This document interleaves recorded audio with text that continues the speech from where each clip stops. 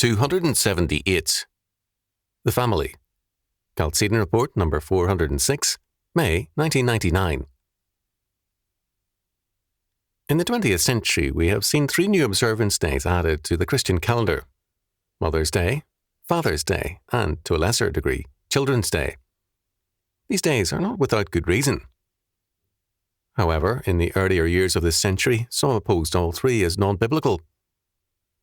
Their position was that these observances were non-biblical and too individualistic, that a better vein would be the family. Scripture has much to say about the biblical family. At least 3 of the 10 commandments protect it. Honour thy father and thy mother. Thou shalt not commit adultery. Thou shalt not covet thy neighbour's wife.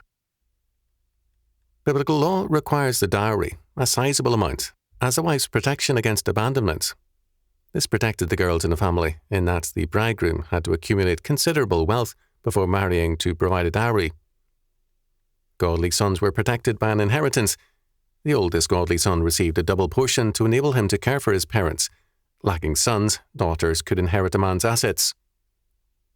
The system protected Jewish families over the centuries when they were without a state or a synagogue. It is needed now to advance Christian civilization.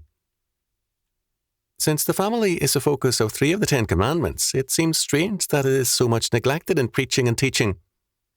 Strong Christian families make for not only a strong church, but also a strong civilization. Some scholars have called attention to the fact that, at times, not only has the church been anti-family, but especially the state has been so as well. If we want to honour mothers, we need to begin by honouring the family as required by God. The family under God is a very great blessing. It is a testing ground for our faith, as well as a locale of true happiness. The family is not a rival to the church, but a basic aspect of its life and work. God's law, indeed, requires that mothers be honoured, but they are best honoured when we heed and obey all of God's law, in particular His laws concerning parents and the family. Families are key aspects of God's creation, plan and purpose, and we honour God when we honour His law and His ordained order. Mothers and fathers are clearly a part of His order,